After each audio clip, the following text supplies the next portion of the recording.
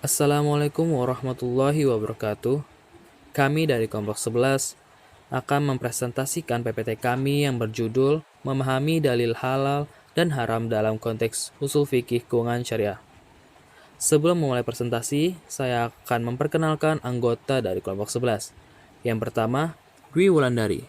Yang kedua, Husni Khitwati. Yang ketiga, Muhammad Ridwan. Yang keempat, Nova Siska Anggreni. Baiklah, untuk materi yang pertama akan disampaikan oleh saya sendiri. Usul Fikih Keuangan Syariah. Sumber pokok hukum Islam adalah Al-Quran dan As-Sunnah. Ulama berpendapat bahwa di dalam syariat Islam telah terdapat segala hukum yang mengatur semua tindak tanduk manusia, baik perkataan maupun perbuatan. Hukum-hukum itu ada kalanya disebut secara jelas serta tegas, dan ada kalanya dikemukakan dalam bentuk dalil-dalil dan kaidah-kaidah secara umum.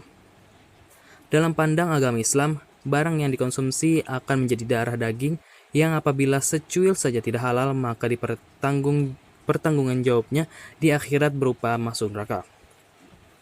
Konsep halal dan haram dalam Islam, segala benda adalah boleh atau dalam kurung halal dikonsumsi kecuali yang secara spesifik disebut dilarang, dalam kurung haram digunakan. Baik, saya akan melanjutkan materi tentang pengertian halal.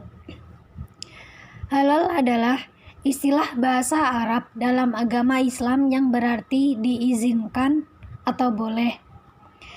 Istilah ini dalam kosakata sehari-hari lebih sering digunakan untuk merujuk kepada makanan dan minuman yang diizinkan untuk dikonsumsi menurut Islam. Halal ialah sesuatu yang mubah atau diperkenankan, yang terlepas dari ikatan larangan dan diizinkan oleh pembuat syariat untuk dilakukan. Menurut Al-Jurjani mendefinisikan bahwa halal adalah segala sesuatu yang tidak diganjar siksa jika menggunakannya, dan apa yang dibolehkan oleh syariat melakukannya. Menurut Al-Qardawi, halal adalah sesuatu yang boleh, yang terlepas bagiannya ikatan larangan, dan syariat mengizinkan orang melakukannya. Halal dalam satu kesatuan adalah halalan thayyiban. Materi selanjutnya yaitu ayat tentang halal. Pertama, Al-Baqarah ayat 168 yang artinya, "Wahai sekalian manusia, kamu makanlah dari apa yang tersedia di bumi, yang halal hukumnya, lagi baik sifatnya, dan janganlah kamu mengikuti langkah-langkah syaitan. Sesungguhnya bagi kamu adalah musuh yang nyata." 2. Al-Baqarah ayat 172 yang artinya, "Wahai sekalian orang-orang yang beriman, makanlah oleh kamu dari yang baik-baik, apa yang kami rezekikan kepadamu, dan bersyukurlah kamu kepada Allah, jika kamu adalah hanya kepadanya kamu menyembah." 3.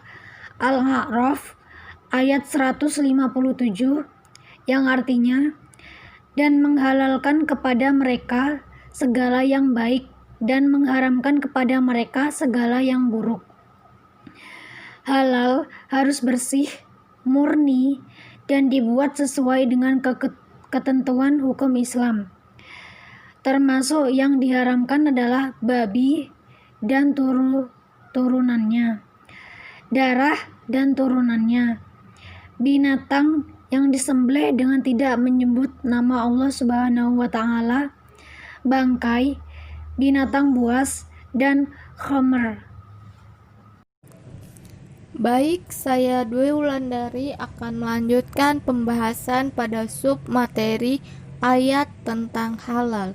Poin berikutnya yaitu, menurut pandangan ulama fikih, dalil-dalil di atas atau ayat tersebut merupakan pengetahuan yang bersifat keyakinan bahwa Allah lah satu-satunya zat yang paling berhak menentukan halal haramnya sesuatu.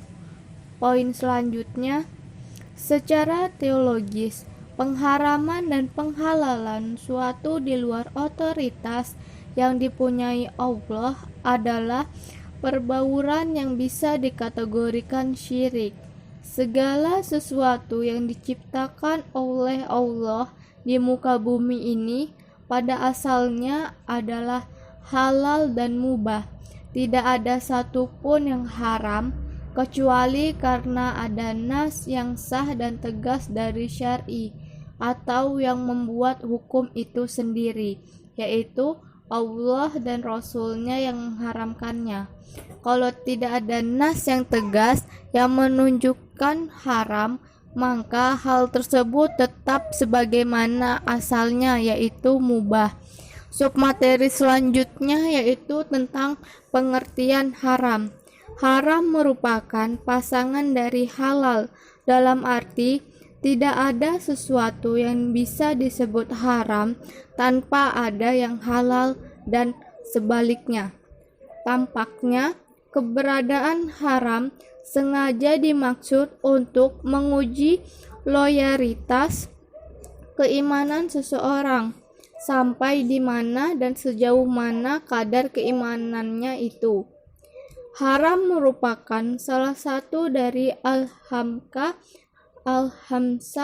yang harus dijauhi setiap mukallaf. Demikian juga hukum haram. Ada yang status qoti dan ada yang statusnya doni. Haram yang statusnya qoti ialah keharaman sesuatu yang ditunjukkan secara tegas dan jelas oleh nas Al-Quran atau As-Sunnah. Sedangkan haram yang statusnya doni ialah keharaman sesuatu yang tidak ditegaskan secara langsung oleh nas Al-Quran atau As-Sunnah. Hukum haram itu diperoleh lewat ijtihad. Kedua-duanya sama-sama hukum Islam, sama-sama haram. Perbedaannya ialah ingkar terhadap keharaman sesuatu yang statusnya qoti menyebabkan seseorang menjadi kufur, sedangkan ingkar kepada keharaman sesuatu yang statusnya doni tidak menyebabkan seseorang menjadi kufur atau paling-paling tidak fasik. Baik, materi selanjutnya yaitu mengenai halal dan haram. Pada buku yang populer karya Al-Qardawi, Al-Halal wal Haram fil Islami, menunjukkan bahwa halal haram sangat penting bagi kaum muslim. Ada kebutuhan mendesak mengenai apa yang halal dan haram dalam konteks kekinian. Di antaranya juga adanya pro dan kontra tentang halal haram yang berpandangan bahwa hal ini menunjukkan kekakuan dan formalitas dalam beragama. Halal dan haram adalah substansi keislaman seseorang yang akarnya adalah masuk dalam kategori akhlak, sebagaimana beberapa dalil berikut. Yang pertama yaitu, sesungguhnya orang yang paling mulia di sisi Allah adalah yang paling takwa di antara kalian.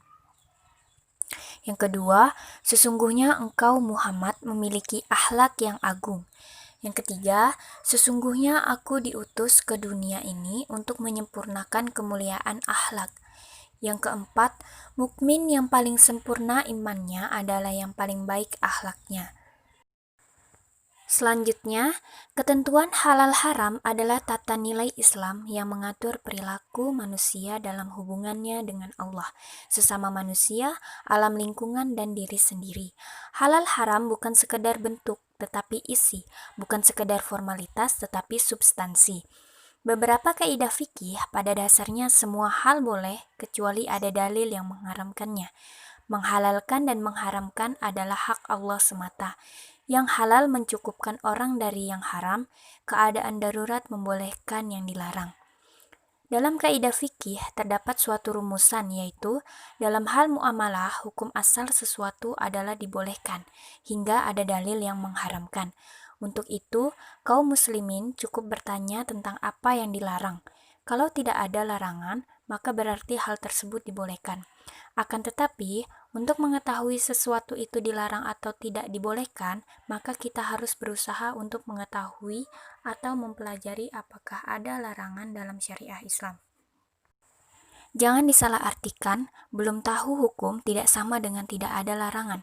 Dalam kaidah fikih dinyatakan, ambil yang yakin, tinggalkan yang ragu.